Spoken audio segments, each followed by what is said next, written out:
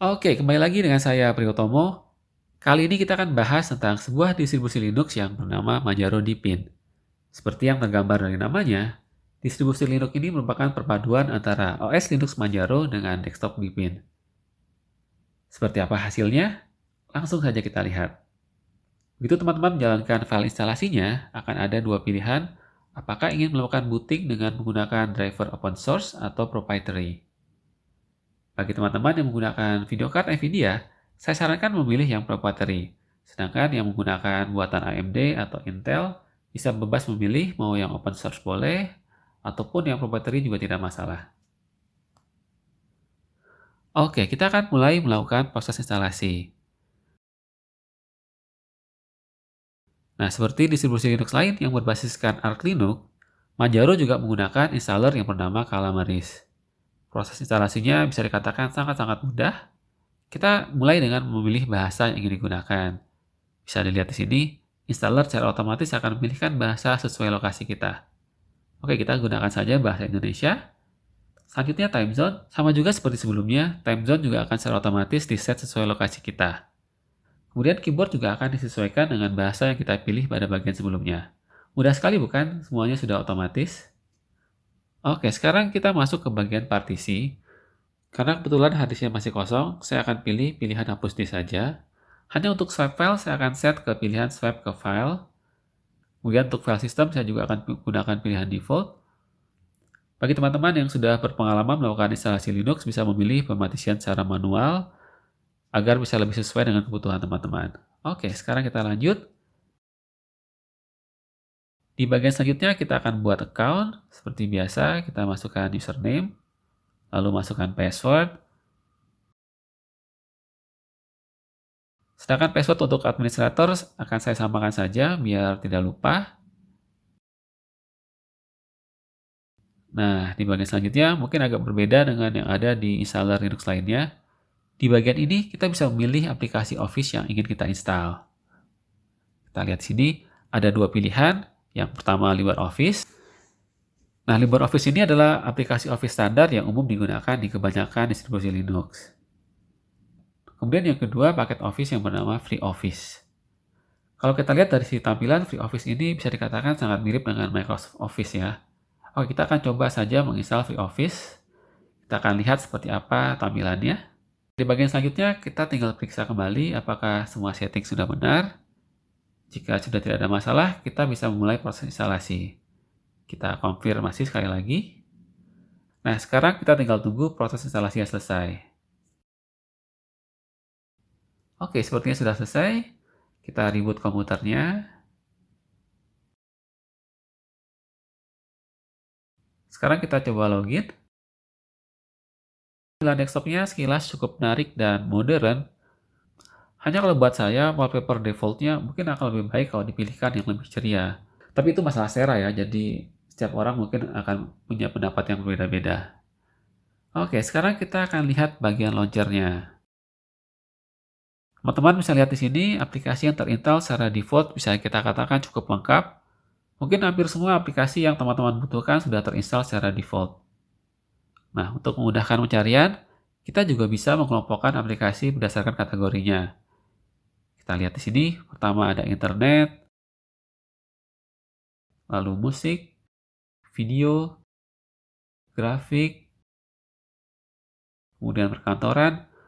Nah, kita lihat sini ada aplikasi FreeOffice di bagian perkantoran. Kita coba lihat terlebih dahulu. Nah, pertama kita diminta untuk memilih user interface yang ingin digunakan. Kita coba yang default saja. Oke, kemudian info penggunanya akan kita isi nanti saja. Nah, tampilannya seperti ini. Bisa dikatakan tampilannya cukup mirip sekali dengan Microsoft Office. Jadi bagi teman-teman yang sudah terbiasa menggunakan Microsoft Office, pastinya tidak akan terlalu kesulitan jika berpindah ke aplikasi FreeOffice ini. Oke, kita kembali lagi ke bagian launcher. Nah, kita lihat berikutnya ada pengembangan. Oke, kita close message-nya terlebih dahulu. Lalu sistem. Kita lihat di bagian sistem ada cukup banyak aplikasi yang menarik di sini. Dan terakhir di bagian lainnya, kita lihat sini hanya ada satu aplikasi. Oke, itu adalah aplikasi yang diinstal secara default di Manjaro Deepin. Selain mode full screen, launcher juga bisa kita ubah ke mode klasik. Nah, jadinya seperti ini. Oke, kita kembalikan lagi ke full screen. Sekarang kita akan coba lihat App Store-nya. Kita cari di bagian sistem. Kalau tidak salah di halaman kedua. Nah, ini App Store-nya.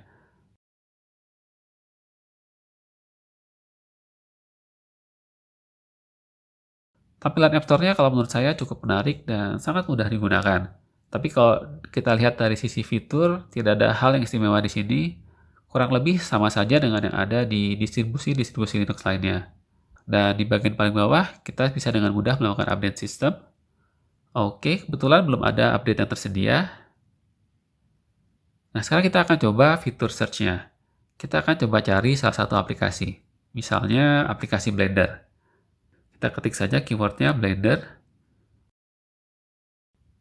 Bisa dikatakan fitur search-nya cukup cepat dan responsif. Tapi memang hasil pencariannya juga tidak banyak ya. Kita lihat di sini cuma ada 2 aplikasi yang ditampilkan ketika kita mencari dengan keyword Blender. Oke, tidak masalah, kita klik saja icon Blender-nya. Nah, untuk menginstal aplikasi tinggal tekan saja tombol install-nya. Oke, cukup mudah. Tapi ada satu hal yang kurang di App Store Manjaro Deepin ini, yaitu tidak tersedianya aplikasi Steam. Kita coba ketik Steam di bagian pencarian. Nah, kita lihat tidak ada aplikasi Steam. Hal ini sangat disayangkan mengingat Steam adalah platform game yang paling populer saat ini. Tapi untungnya kita bisa menginstal Steam melalui terminal. Oke, kita akan coba. Kita akan buka aplikasi terminalnya. Nah, sekarang kita ketik perintahnya sudo pacman-s Steam. Masukkan password dan jawab Y. Oke, sudah selesai. Sekarang kita akan coba buka. Kita search Steam. Kita tinggal tunggu proses update-nya selesai.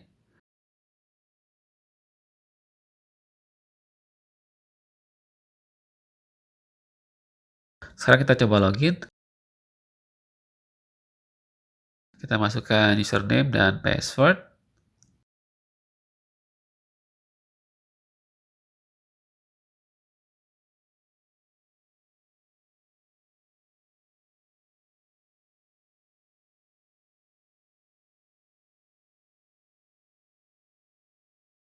Oke, lalu kode otorisasinya. Nah, kira beres. Sekarang kita lihat apakah Steam bisa berjalan dengan baik di Manjaro Deepin ini. Ya, sepertinya tidak ada masalah, semuanya berjalan dengan baik. Sayang sekali bahwa Steam tidak disertakan secara default di App Store. Oke, itu tadi adalah App Store dari Manjaro Deepin.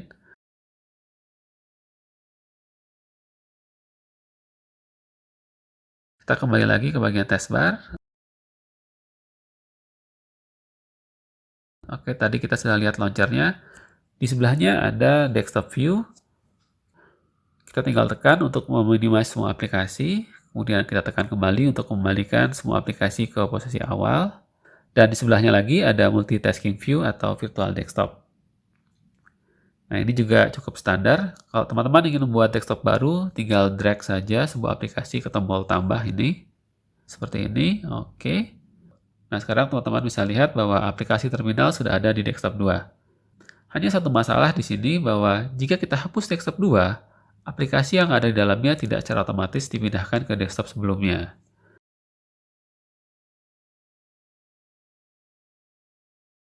Kita harus memindahkannya secara manual. Ya, ini bisa jadi juga sebuah bug atau memang desainnya seperti itu. Saya tidak terlalu yakin juga ya. Oke, kita lanjut ke bagian manajer berkas atau file manager. Kita lihat di sini. Desainnya sangat menarik dan juga sudah mendukung fitur multitype. Oke, cukup bagus dan sangat mudah penggunaannya. Kemudian di sebelahnya ada album untuk manage foto, lalu ada musik dan kalender. Berikutnya ada pusat kontrol, kita akan coba buka. Kalau kita lihat di sini modul yang tersedia bisa dikatakan cukup standar. Kurang lebih sama dengan yang ditawarkan oleh distribusi Linux lainnya. Kita akan coba buka salah satunya. Kita buka modul personalisasi. Di sini kita bisa dengan mudah mengganti tim menjadi gelap. Nah, kita ganti timnya menjadi gelap. Sayangnya tidak semua aplikasi secara otomatis berubah menjadi gelap. Teman-teman bisa lihat di sini, FreeOffice-nya masih menggunakan tim light. Tapi masalah ini tidak hanya terjadi pada Manjaro Deepin saja ya, karena distribusi Linux lainnya juga mengalami hal yang sama. Karena memang tidak semua aplikasi mendukung perubahan tim secara otomatis. Kemudian berikutnya, tim juga bisa di-set secara otomatis jika teman-teman mau. Lalu di bawahnya kita bisa mengganti aksen color-nya. Kemudian di bagian paling bawah, kita bisa men-set nilai round corner-nya. Kita akan coba ubah nilainya menjadi medium. Nah, hasilnya seperti ini. Hanya sayangnya di pusat kontrol ini, saya menemukan satu modul yang tidak berfungsi. Nah, kita lihat di sini modulnya bernama informasi sistem. Kalau kita klik modul informasi sistem ini, aplikasi pusat kontrolnya akan crash dan keluar secara otomatis. Nah, seperti ini. Kita coba buka kembali aplikasi pusat kontrolnya. Kita akan coba satu modul lagi. Kita akan coba buka modul tampilan. Kita lihat di sini, desktop Deepin sudah mensupport fraction scaling. Kita akan coba ubah display scalingnya menjadi 1,25. Sepertinya kita harus logout terlebih dahulu untuk melihat hasilnya. Oke, kita logout saja. Kita login kembali. Nah, teman-teman bisa lihat di sini, font, button, dan juga ikonnya terlihat diperbesar secara proporsional ya. Sangat-sangat bagus sekali. Oke. Sekarang kita lihat ke bagian taskbar. Ada dua mode taskbar yang bisa kita pilih. Yang pertama mode fashion, yaitu yang kita gunakan sekarang. Dan yang kedua ada mode efficient. Kita coba lihat mode efficientnya seperti apa. Nah, hasilnya seperti ini. Mirip-mirip seperti taskbar yang ada di Windows. Tapi bagian launchernya tetap sama. Hanya taskbarnya saja yang berubah ketika kita pindah ke mode efficient. Oke. Kemudian lokasi taskbar juga bisa kita ubah. Kita coba pindahkan ke sebelah kiri. Nah, seperti ini jadinya. Oke, kita kembali lagi ke bagian bawah. Dan terakhir kita akan lihat sebuah fitur yang bernama Smart Hide di taskbar. Jika Smart Hide ini diaktifkan, taskbar akan selalu ditampilkan. Oke, sebentar kita coba buka dulu satu aplikasi buat contoh. Dan kalau misalnya sebuah window aplikasi kita pindahkan ke area taskbar, taskbar secara otomatis akan di-hide. Dan jika windownya kita pindahkan kembali ke tempat lain, taskbar secara otomatis akan kembali ditampilkan. Cukup menarik dan bagus juga. Kebetulan di sini ada sebuah pesan bahwa ada kernel baru yang tersedia. Di bagian akhir ini, saya akan menunjukkan bagaimana cara mengupgrade kernel di Manjaro Deepin. Tapi ini sebenarnya bukanlah fitur khusus dari Manjaro Deepin ya, karena di Manjaro versi yang lain juga tersedia fitur ini. Kita coba buka aplikasi yang bernama Manjaro Setting Manager. Oke, message-nya kita close terlebih dahulu. Kita ketik saja setting di bagian search. Nah, Manjaro Setting Manager-nya sudah ada. Langsung kita klik saja. Kemudian kita buka modul kernel. Teman-teman bisa lihat di sini, versi kernel yang sedang digunakan adalah versi 5.13.13. Kita akan coba update ke versi yang paling baru, yaitu versi 5.14. Caranya sangat mudah, tinggal klik saja tombol pasang dan ikuti petunjuknya. Oke, tekan yes untuk melanjutkan. Dan terakhir kita masukkan password untuk konfirmasi. Oke, tinggal tunggu saja prosesnya selesai. Nah, sudah beres. Sekarang kita restart komputer untuk mengaktifkan kernel yang baru.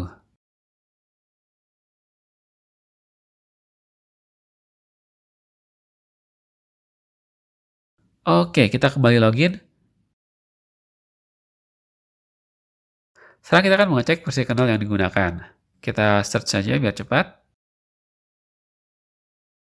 Oke, buka terminalnya. Kita ketik perintahnya uname-r. Nah, teman-teman bisa lihat di sini, kernel yang aktif adalah versi 5.14. Sangat-sangat mudah sekali, bukan? Oke, demikian review singkat saya tentang Manjaro Deepin versi 21.1.2. Bagi yang teman-teman yang tertarik untuk mencoba atau ingin mengetahui lebih lanjut tentang Manjaro Dipin ini, bisa mengunjungi websitenya. Alamatnya teman-teman bisa temukan di deskripsi dari video ini.